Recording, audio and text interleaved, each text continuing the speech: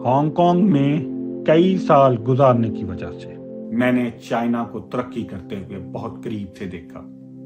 यकीन जानिएगा, एक वक्त ऐसा भी था कि चाइना के लोगों को 2 वक्त का खाना भी मुयस्सर नहीं था, लेकिन फिर 1976 के अंदर डेंग शाओपिंग नाम का एक ऐसा हुक्मरान आया जिसने पुरानी तमाम पॉलिसीज को रिवर्स कर दिया। उसने ये जाना कि तरक्की के लिए सबसे अहम चीज जो है वो लोगों को 2 वक्त का खाना मुयस्सर करना है। उसके लिए उसने एग्रीकल्चर रिफॉर्म्स पर सबसे पहले तवज्जो दी। एग्रीकल्चर रिफॉर्म्स के अंदर भी उसने सबसे पहले फूड क्रॉप्स के ऊपर अपना टाइम सर्व किया।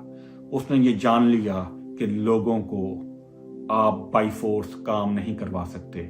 उसके लिए उसने अपनी लेबर फोर्स को इंसेंटिव्स देना शुरू कर दिए।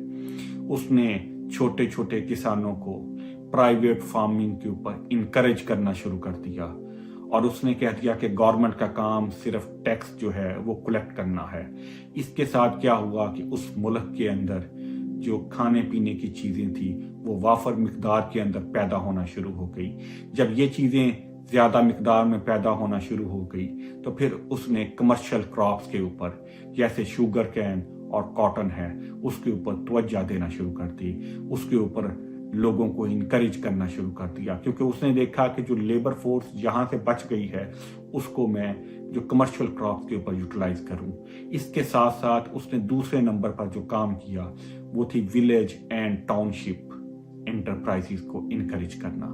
जी हाँ, उसने अपने मुल्क के अंदर वो जो विलेज एंटरप्राइजेस थी उसको उसने इंट्रोड्यूस कराया। उसने छोटे छोटे मिनी एंड माइक्रो यूनिट्स बनाए इंडस्ट्रीज के।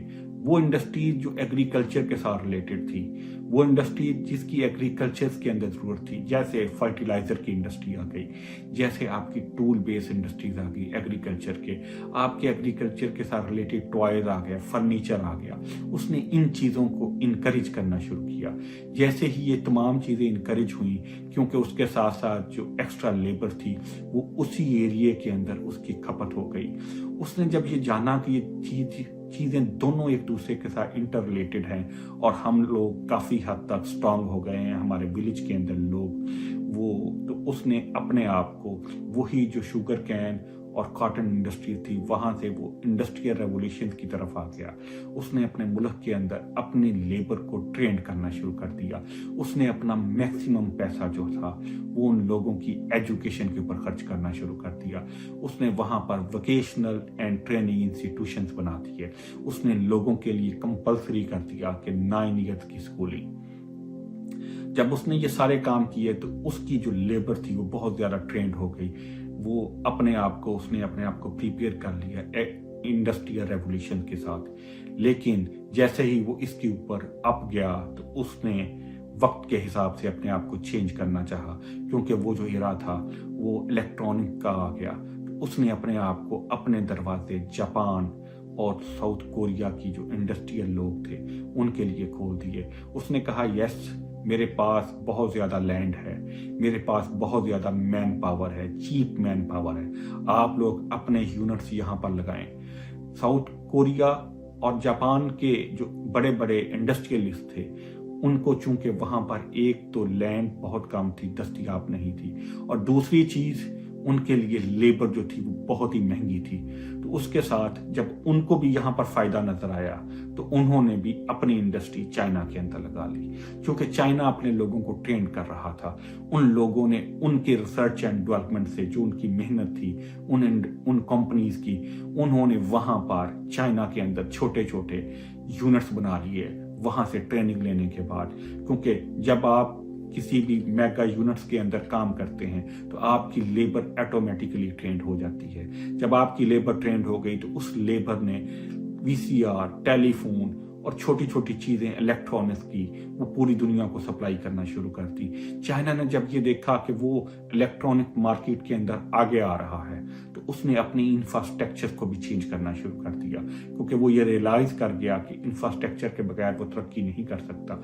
उसने अपने मुल्क के अंदर इकोनॉमिक जोन्स बना दिए जिसके अंदर सबसे बड़ा हब शेंजन है। जी हाँ, रिसर्च एंड डेवलपमेंट के पॉइंट ऑफ व्यू से इस वक्त बहुत बड़ा है, वहां पर उसने अपनी सबसे ज्यादा इन्वेस्टमेंट कर दी रिसर्च एंड डेवलपमेंट के पॉइंट आउट से। पूरी दुनिया की बड़ी बड़ी कंपनीज के ऑफिसेज आज भी शेंजन के अंदर हैं। तो चाइना ने अपने आप को ऐसे ग्रो करना शुरू कर दिया और वहां पर सेंटर्स के अंदर जब वो इलेक्ट्रॉनिक मार्केट के अंदर आगे चला गया, लेकिन वक्त जो है वो रुकता नहीं है। जो बड़े मुल्क हैं उन्होंने भी अपने आप को चेंज करना शुरू कर दिया। तो वो पूरी दुनिया जो आप अगर देखेंगे तो सर्विस इंडस्ट्रीज की तरफ आ गई। जी हाँ, गूगल, माइक्रोसॉफ्ट, ये जो बड़ी बड़ी कंपनीज हैं, अमेज़न, ये बड़ी बड़ी कंपनीज सर्विस इंडस्ट्रीज की बूम पे चली गई। तो चाइना ने भी अपने आप को कन्वर्ट करना शुरू कर दिया सर्विस इंडस्ट्रीज के अंदर। आज 5G टेक्नोलॉजी के अंदर वो बहुत आगे है। वो बिलियंस US डॉलर्स अपनी ट्रेड एंड रिसर्च के ऊपर खर्च कर रहा है। आज वो उसके अंदर भी बहुत आगे है। और ये देखें, उसने सारे के सारे स्टेप बाय स्टेप अपने आप को आगे लेकर गया। उसने अपनी लेबर को ट्रेन किया 1 by 1 करके, एक एक स्टेप के ऊपर। और यही 5 स्टेप हैं जो किसी मुल्क की तरक्की के लिए जरूरी होते हैं। पहला स्टेप जो मैंने आपको बताया वो एग्रीकल्चर है। दूसरा उनकी होम बेस्ड इंडस्ट्री, जिसको आप टाउनशिप या विलेज इंटरप्राइजेस का नाम देते हैं। तीसरा टेक्सटाइल, चौथा इलेक्ट्रॉनिक सर्विसेज और पांचवा सर्विस सेक्टर्स। तो ये पांचों के पांचों सेक्टर्स उसने बना के अपने मुल्क को इस वक्त दुनिया की सुपर पावर बना चुका।